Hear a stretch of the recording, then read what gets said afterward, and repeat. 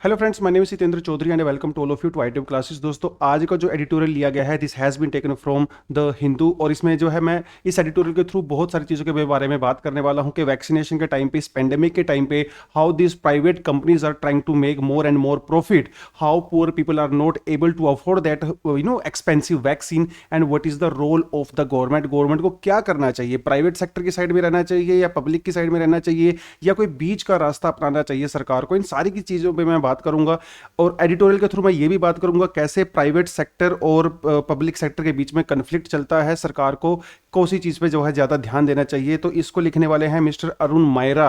ये planning commission के भी मेंबर रहे हैं कई साल तक, टाटा ग्रुप में इन्होंने 25 से 30 साल तक काम किया है। तो भैया बहुत एक्सपर्ट आदमी हैं। पहले ही एक और मैं आपको बात यहाँ पे बता चलता हूँ that this editorial is biased, ये कोई अनबायस्ड नहीं है, ठीक है, क्योंकि जो अरुण जी हैं ये सोशलिस्ट हैं, he is a anti capitalist. तो इनकी जो अप्रोच रहेगी इस एडिटोरियल में वो ऐसी ही रहेगी, एंटी कैपिटलिस्ट। देखिए इसका टाइटल ही बता रहा है कि humanity matters, capitalism needs an upgrade. इसका मतलब कैपिटलिज्म जो चला आ रहा था, जिस तरीके से जो प्रिंसिपल्स के ऊपर चला आ रहा था, उसमें अपग्रेडेशन की रिक्वायरमेंट है, because earlier principles of capitalism has been failed, है ना, ये कह रहे हैं ये। और ह्यूमैनिटी मैटर्स मतलब इंसान की जिंदगी मैटर करती है rather than the profits of the private companies. तो ये बायस्ड है, पहले ही आपको मैं यहां पे बता के चल रहा हूं, लेकिन मैं दोनों एस्पेक्ट कवर करने की कोशिश करूंगा। देखिए दिस इज द ब्यूटी, आपको सारे पॉइंट ऑफ व्यू पता होने चाहिए, है ना। अगर आपको क्रिटिसिज्म भी पता होना चाहिए, उसके पॉजिटिव पॉइंट्स भी पता होना चाहिए, तो pro and cons, that is how we try to make a balance in exam also. आपको दोनों साइड में लिखनी रहती है। हो सकता है अभी अगले हफ्ते, उससे अगले हफ्ते कभी ना कभी इसके अगेंस्ट में भी कोई एडिटोरियल आएगा जिसमें कैपिटलिज्म के बेनिफिट बताए जाएंगे। तो हम दोनों चीजों को अगर बैलेंस करके चलेंगे तो कंप्लीट अंडरस्टैंडिंग हो जाती है हमारे पास, ठीक है। तो इन सारे के सारे एस्पेक्ट में आज यहाँ पे कवर करने वाला हूं, और इस वीडियो को तो एंड तक देखना अगर आपको कंप्लीट अंडरस्टैंडिंग चाहिए टॉपिक की। तो इसमें गवर्नमेंट का क्या रोल होना चाहिए, सोसाइटी और कैपिटलिज्म के बीच में क्या रिलेशन है, उसके बीच में किस तरह की चीजें चेंज हो सकती हैं, पब्लिक प्राइवेट सेक्टर के अगेंस्ट में भी इन्होंने कुछ आर्गुमेंट्स दिए हैं, कैपिटलिज्म का इंपैक्ट क्या होता है लोगों के ऊपर, एनवायरमेंट के ऊपर, मोनोपोलीज क्या होता है, कैसे प्राइवेट कंपनीज कंट्रोल करने की कोशिश करती हैं प्रोडक्शन को, और कुछ सजेशंस भी दिए हैं एंड में जिसको हम लोग देखेंगे। तो एग्जाम के पर्सपेक्टिव से एक अच्छा यहाँ पे एडिटोरियल बनके ये सामने आया है, लेकिन बायस्ड है, कोई बात नहीं। कई एक काउंटर आर्गुमेंट अगर आएगा फ्यूचर में तो हम काउंटर आर्गुमेंट को भी देखेंगे। देखिए यहां पे तीन चीजें हैं, एक है private companies, there are majorly three stake holders, एक है गवर्नमेंट, कोई भी गवर्नमेंट हो सकती है, गवर्नमेंट ऑफ इंडिया कोई भी गवर्नमेंट हो सकती है, और एक है आम जनता, ठीक है। मेजरली जो इनका फोकस है वो इंडिया के ऊपर है, तो इसलिए that is why I will be talking about India only. Private companies का क्या मोटिव रहता है, to make profits, right. Public को चाहिए वैक्सीनेशन, वो भी सस्ते रेट पे। Private companies want to make more and more profit by selling their products on higher prices, but poor people cannot afford that. तो गवर्नमेंट क्या करे, अब government is the provider and the manager, so government needs to manage the affairs of the private sector also and the public also, है ना। देखिए government की जो management के बिना, गवर्नमेंट की फैसिलिटी के बिना तो प्राइवेट सेक्टर भी ग्रो नहीं कर सकता। प्राइवेट सेक्टर भी हमारे लिए बहुत जरूरी है, बिकॉज इंडिया में we follow the model of mixed economy, है ना। हम कोई कोरिया तो है नहीं, मिक्स्ड इकोनॉमी है, तो यहाँ पे प्राइवेट सेक्टर भी है, गवर्नमेंट सेक्टर भी है, and government is just a facilitator, government is not a regulator. ये चीज मैं आपको बता देता हूं, आफ्टर स्पेशली लिबरलाइजेशन के बाद, एलपीजी रिफॉर्म्स के बाद, government acts as a facilitator only, government does not regulate the private sector. पहले प्राइवेट सेक्टर को रेगुलेट हम लोग करते थे, ठीक है। लाइसेंस राज आपको पता होगा, हर छोटी से छोटी चीज के लिए सरकार से लाइसेंस लेना पड़ता था आपको, छोटी से छोटी दुकान, छोटी से छोटी फैक्ट्री के लिए, उसमें बहुत सारा करप्शन होता था, ठीक है। अब करप्शन होता था तो प्रोडक्टिविटी नहीं आती थी, हमारी इकोनॉमी बहुत बॉटम पे चली गई थी। जब रिफॉर्म्स हुए तो ये लाइसेंस राज को खत्म कर दिया गया। अभी प्राइवेट सेक्टर को लाइसेंस नहीं लेने पड़ते हैं सरकार से कोई भी इंडस्ट्री लगाने के लिए, एज लॉन्ग एज वो कोई बहुत सेंसिटिव इंडस्ट्री ना हो। तो देखिए सरकार को एक बैलेंस बना के चलना है, लोगों को चाहिए वैक्सीन, वो भी सस्ते दाम पे, सरकार को चाहिए मैनेज करना, और कंपनी को चाहिए प्रॉफिट। तो यहां पे अरुण जी ये कह रहे हैं कि अभी जो कोविड-19 की वैक्सीनेशन के टाइम पे इस तरह का पेंडेमिक चल रहा है, यहां पे क्लैश हो गया between needs of humanity and the principles of the capitalism. Needs of humanity, humanity की नीड क्या है, वैक्सीन, है ना, एट चीप रेट्स, सस्ते रेट पे चाहिए, और कैपिटलिज्म का प्रिंसिपल क्या है, प्रॉफिट। तो ये तो अलग अलग चीजें हो गई ना। एक साइड में प्रॉफिट है और एक साइड में सस्ती वैक्सीन है। तो ये पेंडेमिक के टाइम पे दोनों के बीच में हो गया है क्लैश, है ना। कैपिटलिज्म का मेन मोटिव होता है टू मेक प्रॉफिट। अब कैपिटलिज्म जो मतलब प्राइवेट कंपनीज की मैं यहां पे बात कर रहा हूं, why they do want to make profit? To give profit to their stake holders, because these private companies they argue that they have invested billions of dollars in research and development। किसी को दवाई को बनाने के लिए जो है बहुत साल का रिसर्च लगता है, बहुत सारी बिलियंस ऑफ डॉलर्स की इन्वेस्टमेंट लगती है। तो कंपनीज ये कहती हैं अगर अपने मैं प्रोडक्ट को प्रॉफिट पे नहीं बेचूंगा तो मैं भैया कमाऊंगा क्या? मैंने जो इतने साल इसमें इन्वेस्ट किए हैं, बिलियंस ऑफ डॉलर्स इन्वेस्ट किए हैं, उसको रिटर्न कैसे मिलेगा मुझे? तो this is just a compensation for the investing in the technology research and development and the time. तो प्राइवेट कंपनी का ही आर्गुमेंट है, ठीक है। अब यहां पे सिचुएशन क्या हो जाती है? प्राइवेट कंपनी जब ये बोलती है कि देखो मैंने इसके अंदर इन्वेस्टमेंट किया है तो मुझे प्रॉफिट चाहिए, तो मैं अपनी जो प्रोडक्ट है ना उसको ज्यादा प्राइसेस पे बेचूंगा, है ना। तो यहां पे जिम्मेदारी किसकी है? यहां पे जिम्मेदारी आती है सरकार की, क्योंकि पुअर गरीब आदमी तो उस दवाई को अफोर्ड कर नहीं पाएगा, महंगे प्रोडक्ट को अफोर्ड कर नहीं पाएगा। तो सरकार को चाहिए कि वो उन प्रोडक्ट को खरीदे on the behalf of poor people by providing subsidies. सरकार सब्सिडी पे उनको खरीदे, उनके ऊपर सब्सिडी दे और गरीब आदमी को वो वैक्सीन प्रोवाइड कराए, ठीक है। अब सरकार के पास सब्सिडी के लिए पैसा कहां से आएगा? सरकार को तो सब्सिडी चाहिए, अब के लिए पैसा चाहिए। वो पैसा कहां से आएगा? वो पैसा आएगा by taxing the private company. मतलब जैसे यहां पे जो है टाटा जी हैं, टाटा जी बहुत महंगे प्रोडक्ट पे बेच रहे हैं, तो सरकार इनको पर टैक्स लगाएगी, उसी टैक्स से सब्सिडी देगी प्रोडक्ट के ऊपर और वो गरीब आदमी को मिलेगा। तो इट्स अ थिंग ना, है ना। प्राइवेट कंपनी के ऊपर टैक्स लगाओ, उस टैक्स से सरकार के पास जो पैसा आया उसी टैक्स उससे जो है दवाइयां खरीदो और लोगों को सस्ते दाम पे दो। तो it's a balance. Private company क्या कहती है इसके बारे में? प्राइवेट कंपनी कहती है सर आप मेरे ऊपर ज्यादा टैक्स नहीं लगा सकते, अगर मेरे ऊपर आप ज्यादा टैक्स लगाओगे तो फ्यूचर में मैं इन्वेस्ट नहीं करूंगा। अगर फ्यूचर में मैं इन्वेस्ट नहीं करूंगा तो आपके दवाइयां नहीं बनेंगी, प्रोडक्ट नहीं बनेगा। अगर आप चाहते हो कि मुझे मोटिवेशन मिले काम करने का, चीजें प्रोड्यूस करने का मोटिवेशन मिले, तो टैक्सेस को कम करो। तो देखिए यहां पे सरकार ना फंस गई है बेचारी। एक तरफ उसको पुअर लोगों को हेल्प करना है बाय रेजिंग द रेवेन्यूज, दूसरी तरफ प्राइवेट सेक्टर के ऊपर टैक्स भी कम करने हैं ताकि प्राइवेट सेक्टर को इन्वेस्ट करे। तो सरकार यहां पे हेल्पलेस हो गई है इस केस में। इन केस ऑफ इंडिया तो अभी मोदी जी परेशान हैं, वो प्राइवेट सेक्टर के टैक्सेस को कम करें या फिर जनता की हेल्प करें, क्योंकि जनता की हेल्प करने के लिए पैसा चाहिए, पैसा तो प्राइवेट सेक्टर से ही आएगा। तो ये कह रहे हैं अरुण जी कि गवर्नमेंट इस टाइम पे बहुत ही एक सिचुएशन में फंस गई है जहां से सॉल्यूशन नजर नहीं आ रहा है। उन्होंने सॉल्यूशन इसका बताया है, वो देखते हैं थोड़ा सा। देखिए नेक्स्ट आर्गुमेंट इन्होंने दिया है कन्वर्जन ऑफ कॉमन। कॉमन का मतलब ये होता है कि जो नेचुरल रिसोर्स होते हैं, नेचुरल रिसोर्स सभी के होते हैं ना, water, coal, soil, iron, forest, rivers, ये तो सबके होते हैं ना, these are the common resources. But because of capitalism we have converted this common resources as a private property, है ना। फॉरेस्ट को हम लोगों ने प्राइवेट सेक्टर को बेच दिया, रिवर्स को प्राइवेट सेक्टर्स को बेच दिया, कोल को प्राइवेट सेक्टर्स को बेच दिया, वाटर को प्राइवेट सेक्टर्स को बेच दिया। हर चीज जो कॉमन होनी चाहिए थी, लोगों की होनी चाहिए थी, now we have given that to the as a private capital. और प्राइवेट कैपिटल का मतलब यह है कि they do not care about anything else but the profits, क्योंकि प्रिंसिपल यही है कैपिटलिज्म का। कैपिटलिज्म का एकमात्र प्रिंसिपल होता है to make a profit, it doesn't matter what happens to poor people. तो इनका यह मानना है कि कन्वर्जन ऑफ कॉमन जो है बहुत ही खराब चीज है, ऐसा नहीं होना चाहिए था। और जब आपने नेचुरल रिसोर्सेज को प्राइवेटाइज कर दिया तो वो ओवर एक्सप्लॉयटेशन करते हैं। ओवर एक्सप्लॉयटेशन से क्या होता है? Climate change. क्लाइमेट चेंज, ठीक है। पुराने समय में क्या होता था, देखिए आजकल तो इंटरनेट है, डेटा है, मोबाइल है, ये सारी की सारी चीजें हैं। पुराने समय में ज्यादातर जो इकोनॉमी, जो डेवलप्ड इकोनॉमी थी, वो नेचुरल रिसोर्सेज के ऊपर डिपेंड करती थी। और देखिए यूरोपियन कंट्रीज में क्या है ना, वहाँ पे पॉपुलेशन कम है, तो उनको अपने खेत वगैरह में काम करने के लिए, माइंस में काम करने के लिए ना लोग चाहिए थे, है ना, वहां पे तो पॉपुलेशन कम है, तो उन्होंने वो क्या करते थे, स्लेवरी करते थे। अफ्रीका से बहुत सारे मिलियंस में वो लोग स्लेव्स को बुलाते थे ताकि वहां पे माइंस में काम कर सकें। लेकिन इसके पीछे रीजन क्या है? रीजन तो कैपिटलिज्म है ना, पैसा, प्रॉफिट, एक्सप्लॉयटेशन, इसके पीछे ये सब रीजन है। तो इनका ये कहना है कि जो भी नेचुरल रिसोर्सेज हैं वो लोगों के ही रहने चाहिए थे, रादर देन द कैपिटलिज्म और द प्राइवेट सेक्टर।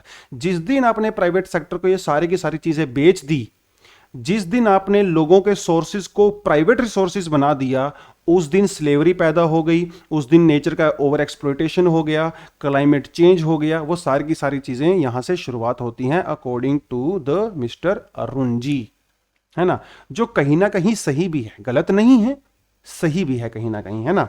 चलिए, creation of monopolies. Creation of monopoly का मतलब होता है to convert knowledge into private property.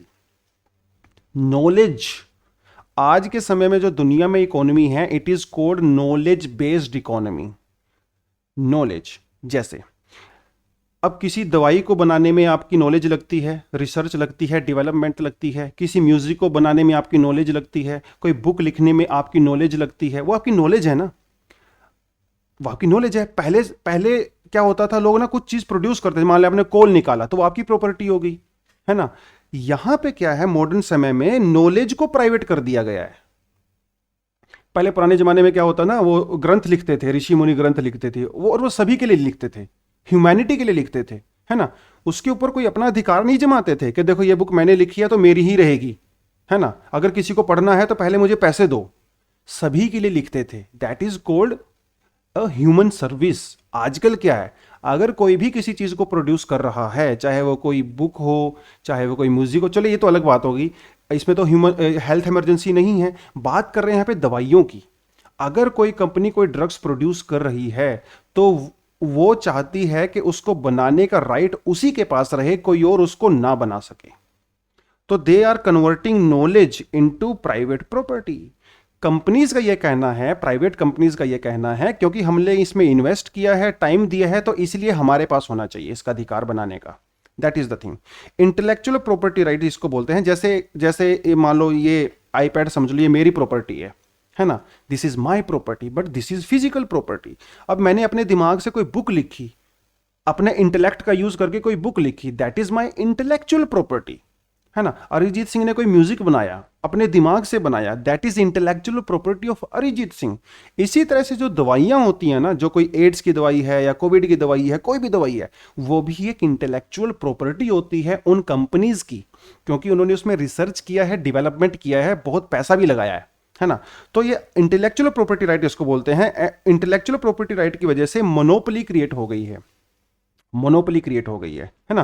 क्योंकि अगर कोई कंपनी एक प्रोडक्ट का खोज अगर करती है, उसको इन्वेंट करती है, तो डेफिनेटली उसी कंपनी के पास अधिकार रहेगा उसको बनाने का, कोई और कंपनी तो नहीं बना सकती। This is called monopoly, this is called monopoly, है ना। अब जैसे विंडो है, विंडो को सिर्फ माइक्रोसॉफ्ट बना सकता है, कोई और नहीं बना सकता, क्योंकि माइक्रोसॉफ्ट ने इसको इन्वेंट किया था, है ना। That is the thing. तो आईपीआर की वजह से मोनोपोली बन गया है। और जब मोनोपोली बन गया तो देखिए यहाँ पे क्या है, people are denied of their own knowledge. It's very interesting. जैसे देखिए हम लोग क्या करते हैं, नीम का यूज करते हैं, हल्दी का यूज करते हैं, है ना, बहुत सारी चीजों का यूज करते हैं। ये हमारी ट्रेडिशनल नॉलेज है, जो कल्चर से हमारे थाउजेंड्स ऑफ ईयर से हम चीजों का यूज कर रहे हैं। लेकिन अमेरिका से एक प्राइवेट कंपनी आती है, उसने यहाँ पे देखा कि यार नीम के तो बहुत सारे यूज हैं, तो वो क्या करती है, नीम को अपनी लैब में लेके जाती है, उस पर रिसर्च करती है, उसको डेवलप करती है और एक दवाई बनाती है उस नीम से, है ना। और उस नीम से दवाई बनाती है कि अगर आप ये एक प्रोडक्ट मैंने बनाया है, अगर आप इसको पानी में डाल के इससे नहाओगे तो आपकी स्किन जो है ग्लो करेगी, उसमें से बैक्टीरिया मर जाएंगे। अरे भैया, ये चीज़ तो यहाँ पे लोगों को हजारों साल से पता थी ना, आपने कोई नई चीज़ थोड़ी बताई है। लेकिन इंटेलेक्चुअल प्रॉपर्टी राइट के अंदर अगर वो कंपनी ऐसा करती है तो उस कंपनी को उस प्रोडक्ट को बेचने का एक्सक्लूसिव राइट मिल जाता है। तो जो लोगों की नॉलेज थी ना, लोगों को ही डिनाई कर दी जाती है। वही चीज जो आप हजारों साल से यूज कर रहे थे, अभी वो प्राइवेट कंपनी के पास चली गई है और उसी को उसको बनाने का एक्सक्लूसिव राइट हो गया है। This is the something which is wrong with the IPR, intellectual property right. और जो ड्रग्स के केस में बहुत ज्यादा होता है, हल्दी हल्दी एक प्राइवेट कंपनी को हल्दी को एक प्राइवेट कंपनी ने एक पेटेंट करवा लिया था अमेरिका में। वही प्रोजेक्ट के उसको रात को दूध में डाल के पियो तो वो आपकी हेल्थ अच्छी रहती है, वो सारी की सारी चीज़ें। अरे भैया यहाँ तो हजारों साल से लोग उसका यूज़ कर रहे हैं, है ना। It happens lot of time when these companies use this traditional knowledge for their own benefits, ठीक है। अब इनका, अरुण जी का ये मानना है कि ये जो कंपनीज प्रोडक्ट्स बनाती हैं ना, वो कोई अपनी जेब से नहीं बनाती हैं, उसमें गवर्नमेंट भी बहुत बार उनको ग्रांट देती है और सब्सिडी देती है। और गवर्नमेंट का मतलब क्या होता है? पब्लिक। इसका मतलब इनडायरेक्टली पब्लिक उन कंपनीज को पैसा दे रही है for research and development by subsidies, by grants, by providing them facility, electricity, road, security, law and order. ये कौन प्रोवाइड करा रहा है कंपनीज को? सरकार प्रोवाइड करा रही है ना। और सरकार किसकी होती है? लोगों की होती है। लेकिन जब ये चीज सरकार उनको प्रोवाइड कराती है और वो दवाइयों को बना लेती हैं, तो वो कहती हैं देखो अभी इसको सिर्फ मैं ही बनाऊंगा, मैं ही पैसा कमाऊंगा। तो अरुण जी कहते हैं this is wrong, this is wrong because indirectly people are developing that drugs, है ना। चलिए, इसमें इंडिया का क्या एस्पेक्ट है? देखिए इंडिया का यहाँ पे एक मजेदार चीज है। डब्ल्यूटीओ के अंदर एक प्रोविजन होता है जिसे कहा जाता है trips, trade related aspect of intellectual property right. Trade related trips, इसके बारे में 2-3 दिन पहले भी एक एडिटोरियल आया था जिसमें मैंने आपसे बात किया था, ठीक है, वो वैक्सीन वेवर वगैरह के बारे में बात किया था। अब ये जब कंपनी ने, मान लो फाइजर एक कंपनी है, उसने कोई दवाई बनाई और उसको बनाने का अधिकार सिर्फ फाइजर के पास है। अगर और कोई कंपनी उसको बनाने की कोशिश करती है तो उसके अगेंस्ट में लीगल एक्शन लिया जाता है। This is called product patents. This is called product patent, मतलब अगर मैंने कोई प्रोडक्ट बनाया तो कोई और उस प्रोडक्ट को नहीं बना सकता। ऐसा प्रोविजन है ट्रिप्स के अंडर में। इंडिया इसको फॉलो नहीं करता, इंडिया फॉलो करता है प्रोसेस पेटेंट को। प्रोसेस पेटेंट को, जैसे मैंने खोज किया कि नींबू पानी कैसे बनाना है, तो वो जो नींबू पानी है ना, फाइनल प्रोडक्ट है, दैट इज माय पेटेंट। लेकिन उस नींबू पानी को बनाने की जो प्रोसेस है, that is not my patent. Final product आपका पेटेंट है, उसको रखो, but I will change the process, है ना। तो इंडिया वाले क्या करते हैं, जो भी इंटरनेशनल कंपनी ड्रग्स बनाती है ना, उसको अपनी लैब में लेके आती हैं, उसको रिवर्स इंजीनियरिंग कर देती हैं। रिवर्स इंजीनियरिंग करने के बाद उसकी प्रोसेस को चेंज कर देती हैं, है ना। This is allowed in India, this is called process patent.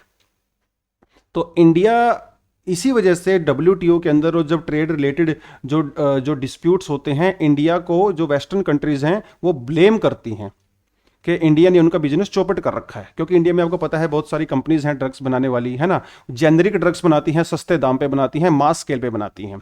तो प्रोडक्ट पेटेंट क्या कहता है? एक्सक्लूसिव राइट देता है, हायर प्राइस। अब देखिए, मान लो फाइजर है, फाइजर ने कोई जो है एक ब्रेन ट्यूमर की कोई दवाई बनाई है, तो वो क्या करता है उसके, अब देखिए क्योंकि फाइजर ने बनाई है तो उसी के पास उसको बनाने का राइट है, तो वो क्या करता है, हायर प्राइसिस पे रखता है उसको और उसकी प्रोडक्शन को कम करता है। देखिए प्रोडक्शन कम करेगा तो प्राइस हाई रहेगा, है ना, और इसी वजह से वो प्रॉफिट में है, ठीक है। अब होता क्या है इसमें, इंडिया में क्या है, प्रोसेस पेटेंट है। हम लोग क्या करते हैं, बेटर प्रोसेस को लेके आते हैं, जिसकी वजह से हम लार्ज स्केल पे उसको प्रोड्यूस करते हैं, जेनरिक दवाइयां बनाते हैं और कम दाम पे गरीब आदमी को दे देते हैं। एड्स की दवाई जो अमेरिका में $500 में मिलती है, इंडिया में सेम जेनरिक दवाई आपको जो है $7 to $9 में मिल जाती है। इतना ज्यादा फर्क है इस प्रोसेस पेटेंट का। This is called compulsory licensing. इसके बारे में कई बार मैं बात कर चुका हूं पुराने एडिटोरियल्स में। कंपल्सरी लाइसेंसिंग, इंडिया क्या करती है, अपनी लोकल कंपनीज को लाइसेंस दे देती है उन कंपनीज का प्रोडक्ट बनाने की। हाँ, उन कंपनीज को हम लोग कई बार लॉयल्टी देते हैं कि ठीक है भैया, आपने खोजा तो आप हमसे 4% 5% जितना प्रॉफिट लेना है ले लो, 5-10%, लेकिन दवाई हम जरूर बनाएंगे, आप हमें मना नहीं कर सकते, क्योंकि इंडिया में बहुत सारी पॉपुलेशन है। अगर आप सस्ते में हमें दवाई प्रोवाइड करा दो फिर कोई दिक्कत नहीं है, लेकिन वो आप कर नहीं रहे हो। आप दवाइयां कम बना रहे हो, महंगे रेट पे बना रहे हो, इसलिए मजबूरी में हमें अपनी लोकल कंपनीज को जो है लाइसेंस देना पड़ रहा है। This is called compulsory licensing. India में बहुत सारी कंपनी करती हैं, सस्ते में दवाइयां बनाती हैं, लार्ज स्केल पे दवाइयां बनाती हैं। जो वेस्टर्न कंपनीज हैं they are not happy with Indian companies and Indian government, because इसकी वजह से उनको लॉस हो रहा है। लेकिन भैया लॉस होता रहे, हमें तो, है ना, पुअर लोग जो हैं, गरीब लोग हैं जो दवाइयां अफोर्ड नहीं कर पाते, उनकी हेल्प करनी है। और इंडिया सिर्फ इंडिया की हेल्प नहीं करती है, इंडियन कंपनीज अफ्रीकन कंट्रीज में अगर आज के समय में अगर एड्स को कंट्रोल किया गया है तो वो इसी वजह से है कि इंडियन कंपनी सस्ते दाम पे दवाइयां उनको प्रोवाइड कराता है। ठीक है, तो ये सारी की सारी चीजें हैं कंपल्सरी। देखिए एड्स वाला एग्जांपल भी यहाँ पे इन्होंने दिया हुआ है, कंपल्सरी लाइसेंसिंग एड्स वाले केस में दिया गया था। अब ये कह रहे हैं अरुण जी कि ये कोविड वाले केस में भी तो दिया जा सकता है, जैसे एड्स एक पब्लिक हेल्थ इमरजेंसी था उसी तरह से कोविड भी तो पब्लिक हेल्थ इमरजेंसी है। यही कंपल्सरी लाइसेंसिंग की जो कोविड बनाने की जो ये वैक्सीन है ये लोकल कंपनीज को भी मिलनी चाहिए, इसीलिए उन कंपनीज को टेक्नोलॉजी ट्रांसफर करनी चाहिए लोकल कंपनीज को। तो एक यहाँ पे 3 स्टेक होल्डर हैं, एक है लोग जनता जिनको वैक्सीन चाहिए, एक है प्राइवेट कंपनीज जो प्रोडक्शन करती हैं उसको दवाइयों को बेचती हैं, और तीसरी है सरकार जिसे दोनों को मैनेज करना है। तो इसका सॉल्यूशन क्या हो सकता है? इसका सॉल्यूशन ये हो सकता है कि सरकार खुद सरकारी कंपनियां बनाए ताकि प्राइवेट सेक्टर पे डिपेंडेंट ना रहें। प्राइवेट सेक्टर अपनी टर्म्स को डिक्टेट करता है, तो सरकार को चाहिए कि वो पब्लिक सेक्टर कंपनीज बनाए। ठीक है, अब इसमें प्रॉब्लम ये है कि बहुत सारे जो इकोनॉमिस्ट हैं जो प्राइवेट कंपनी हैं उनका ये मानना है कि देखिए प्राइवेट कंपनी जो पब्लिक कंपनीज है ना, जो सरकारी कंपनी होती है, they can not produce much because उनके पास कैपेसिटी नहीं होती है, सरकार उनमें इन्वेस्ट नहीं करती है, रिसर्च एंड डेवलपमेंट की एक्सपर्टीज भी नहीं होती है। देखिए वैसे तो अगर देखा जाए तो बात ठीक ही है, ये जितने भी सरकारी चीज़ें हैं आप अपने आसपास देख सकते हो, है ना, सबकी सब नुकसान में है। सरकारी चीज़ों में कोई भी इंसान काम करके राजी नहीं है, सरकारी नौकरी सबको चाहिए, है ना, लेकिन काम वहां पे कोई नहीं करता है। तो जितनी भी हमारे कंट्री में सरकारी फर्म रही हैं 1990 से पहले, सब की सब जो है वो नुकसान में गई हैं। सरकार उनके बेचने पे मजबूर हो गई है क्योंकि people are not willing to work in government sector. They need government, they want government jobs just because of the security of the job. तो इकोनॉमिस्ट लोगों का यह मानना है कि अगर आप सरकारी कंपनियां बनाओगे दवाइयां वगैरह बनाने के लिए, वैक्सीन बनाने के लिए, तो वो ज्यादा प्रोड्यूस नहीं कर पाएंगी। सीधी सी बात यह है। प्राइवेट कंपनी सिर्फ और सिर्फ प्रॉफिट में बिलीव करती हैं, पब्लिक वेलफेयर में बिलीव नहीं करती हैं। तो ये सरकार की ड्यूटी है कि वो पब्लिक वेलफेयर करे। वो कई तरीके से कर सकती है। एक तो इस तरीके से कर सकती है कि खुद वो सरकारी कंपनियां बनाए जो दवाइयां बना सकें। अब ये तो बड़ा लॉन्ग टर्म प्रोसेस है। दूसरी तरीका ये हो सकता है कि वो प्राइवेट कंपनी से दवाइयां खरीदे और उसको सस्ते दाम पे लोगों को दे।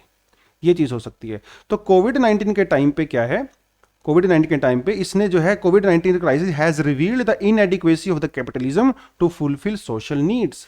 होना तो ये चाहिए था कि अभी कोविड-19 के टाइम पे प्राइवेट कंपनीज को दवाइयां बनानी चाहिए थी सस्ते रेट पे, लेकिन हो इसका उल्टा रहा है। They are charging very high, है ना।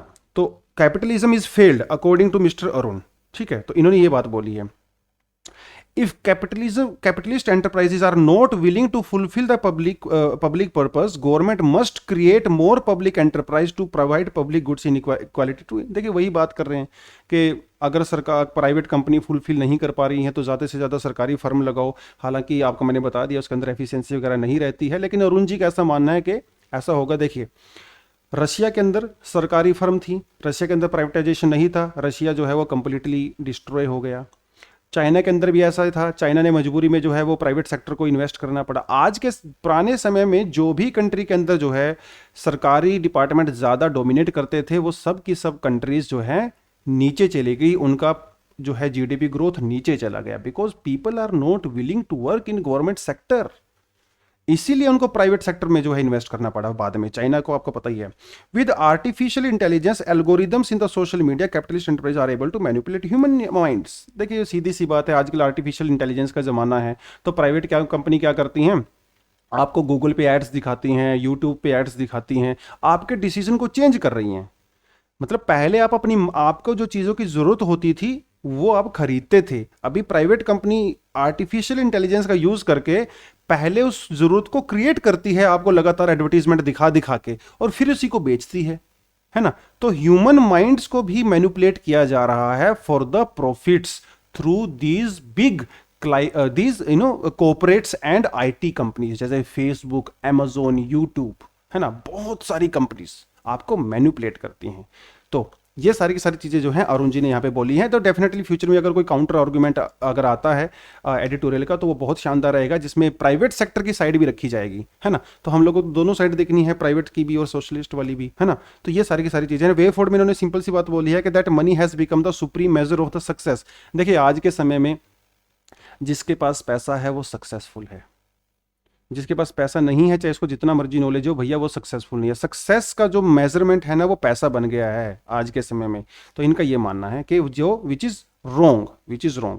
Companies must rethink the purpose of their existence. Companies को ये सोचना चाहिए कि उनका मेजर पर्पस पैसा कमाना ना होने की बजाय जनता की भलाई भी होना चाहिए। It is imperative now that more humans and less money values are adopted. बस इन्होंने यही बोला है कि ज्यादा से ज्यादा जो है ह्यूमैनिटी वाली अप्रोच को फॉलो करना चाहिए थ्रू दिस प्राइवेट कंपनीज। ठीक है, चलिए यहीं पे एंड करते हैं, लेके जाते जाते हमारा रोज इधर कोट रहे।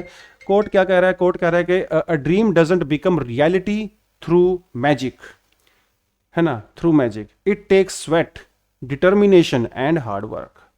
मतलब जो ड्रीम है, आपके सपने जो पूरे होते हैं, वो कोई ऐसे जादू की तरह पूरे नहीं होंगे कि जादू हो जाएगा, आप इतना सक्सेसफुल बन जाओगे, आईएएस बन जाओगे। नहीं भैया, उसके लिए आपको पसीना बहाना पड़ेगा, डिटर्मिनेशन दिखानी पड़ेगी और हार्ड वर्क करना पड़ेगा। Discipline is the primary thing, it is said by mister Colin Powell. ठीक है, तो यहीं पे एंड करते हैं। Thank you very much. अगर आपका वीडियो ठीक ठाक लगता हो तो इसे लाइक कर दिया करो यार, शेयर कर दिया करो दोस्तों के साथ जो एग्जाम की प्रिपरेशन करते हैं। चैनल को सब्सक्राइब करो और बेल आइकन पे क्लिक करो ताकि फ्यूचर में आने वाली वीडियोस का अपडेट आपको सबसे पहले मिले। उसके अलावा आप इंस्टाग्राम, टेलीग्राम वगैरह पे हम लोगों को ज्वाइन कर सकते हो। Thank you very much, all the best and जय हिंद।